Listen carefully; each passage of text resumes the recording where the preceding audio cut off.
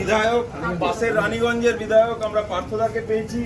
আমরা আরো বরিষ্ঠ কার্যকর্তা, কল্যাণদা আছে, আমাদের বিশুদা আছে, অভিজিৎ দা আছে, আমাদের জেলা সাধারণ সম্পাদক গৌতম দা আছে, পাশের আমাদের বিধানসভার রমন দা আছে, দিদিরা আছে, সবাই আছে, মনোহর দা আছে, বাকি সবাই উপস্থিত আছে, আরো অনেকেই আসছে, পেছনে অনেকেই রয়েছে উপস্থিত আছে।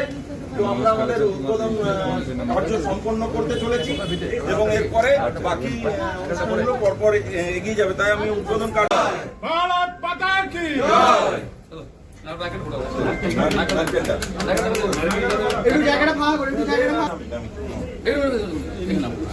ভারত মাতা কি ভারত মাতা কি পার্থদা জিন্দাবাদ স্বাগত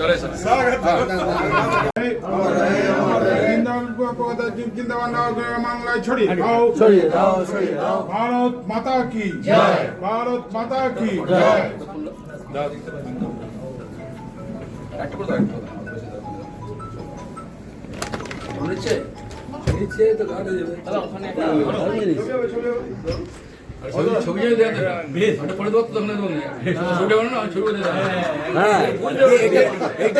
কুড়ি কপি ফেসবুকে পোস্ট করবে, গীতা পড়বে আর গীতা পড়ে সেই মতো অ্যাকশন নেবে।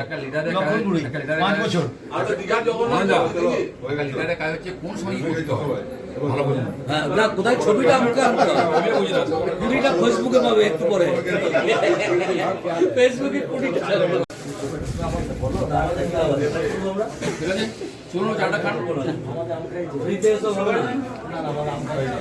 আম কোথায় শর্ট পড়ে গেল বললাম 10 মিনিট পর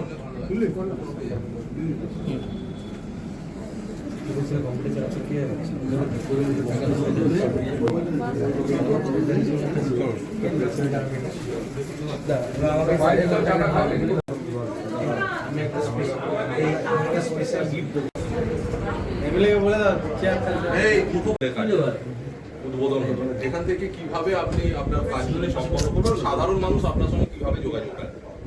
দেখুন, দুর্গাপুর পোস্টে বিধানসভাটা অত্যন্ত লম্বা দিতনটা বড়।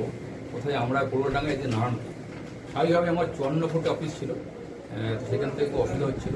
একেবারে সিটি সেন্টার অফিস করেছিলাম, কিন্তু তৃণমূলের চাপে সেই ঘর মালিক বাধ্যভাবে আমাকে রিকোয়েস্ট করে লক্ষণদা আমি যে ঘরটা না ছেড়ে দেন, আমার একটু সংসারের আমার বাড়ির পর কোনোভাবে বেজারান হচ্ছে, লক্ষণ অফিস কেন দেওয়া হয়েছে, ঘরটা জায়গায় ছেড়ে দিই। আমি অশান্তি না করে আমি এগ্রিমেন্ট করেছিলাম, তো বসেছিলাম, অভিনয় করেছিলাম, কিন্তু বাধ্য ছেড়ে দিই মানুষের কথা চিন্তা করে। আমি 54 ফুটে অফিস করি। 54 ফুটে অফিস করতে গিয়ে দেখলাম একটা সাইড হয়ে যাচ্ছে, যারা নান করলো, কোনো অডিয়ার লোক, এলাকার লোক, দাদা আমার সিটিজেনটা করুন না, বাসাতে সুবিধায় আমরা যখন বয়স্ক লোক গাড়ি যেতে পারি না, বয়স্ক লোক আসেন, এই জন্যই চিন্তাভাবনা করে আমার জায়গায় করেছি। কিন্তু দুর্গাপুর এই মাথায় ঠিক মিডিলে আমরা সিটিজেনটা করেছি। যোগাযোগ ব্যবস্থাও ভালো, বাসের ব্যবস্থা আছে, অথচ রাস্তার উপরে কাউকে বলতে হবে না, সেই কারণে অফিসটা বেছে নিচ্ছি।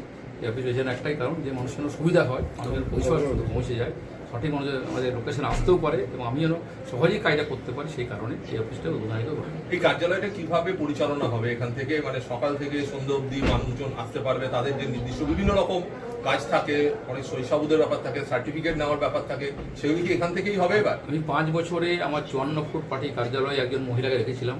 তিনিও অসহায় ছিলেন, আমার ক্ষমতা ছিল না, কিন্তু একজন মাস্টারমশাই আমার খুব গভীর সম্পর্ক, তার ছাত্রী ছিলেন। সেই সমাজের মাধ্যমিক পরীক্ষা দিতে যাওয়া তার ছেলেকে পড়াতে পারছে না, আমার রিকোয়েস্ট করে লক্ষ্য নিচ্ছে এই মাধ্যমিক ছেলেটি পড়তে পারে, তার মাকে এই কাজটা দাও, তাহলে তোমাকে তো সুবিধা হবে এবং তার ফ্যামিলিটা বাঁচবে।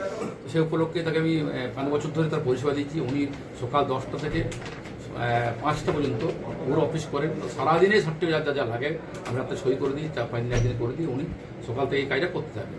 তো উনি এখানে সামনে একদম যে ঢুকলাম আমরা এখানে, উনি সেখানে বসবেন। আইটির টিম যারা আছে আমাদের, ধরুন চিঠিবাটি করতে হবে, বহু সরকারি চিঠিবাটি আসবে, উত্তর দেওয়া, কথাবার্তা বলা, করপশনে চিঠিবাটি হবে, সেটা তাদের আইটি টিম থাকবে।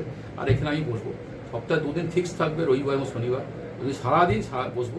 আর বাকি টাইমে আমার বিধানসভায় বিভিন্ন মানুষের কাছে জনকল্যাণমুখী যে প্রকল্প আছে বা মানুষের কোনো সমস্যা হচ্ছে, সামনে বর্ষাকাল আসছে, ডেঙ্গু আসছে, অনেক কাজ করতে হয় মানুষের। দুর্গাপুর যে ইন্ডাস্ট্রি হাব আছে, কিন্তু সেই ইন্ডাস্ট্রির অবস্থা খারাপ আছে, কোথায় কী সমস্যা সেগুলো নিয়ে করে আমি এলাকায় মানুষের কাছে পরিষেবা দেওয়ার জন্য 5 দিন এলাকায় ঘুরবো, 2 দিন কন্টিনিউয়াস এখানে বসবো, মানুষের জন্য কথাবার্তা বলতে পারে বা তাদের সুখ সুবিধা অসুবিধার কথা আমাকে জানাতে পারে, আমিও কাজটা করতে পারি, সেগুলো ঠিক করেছি।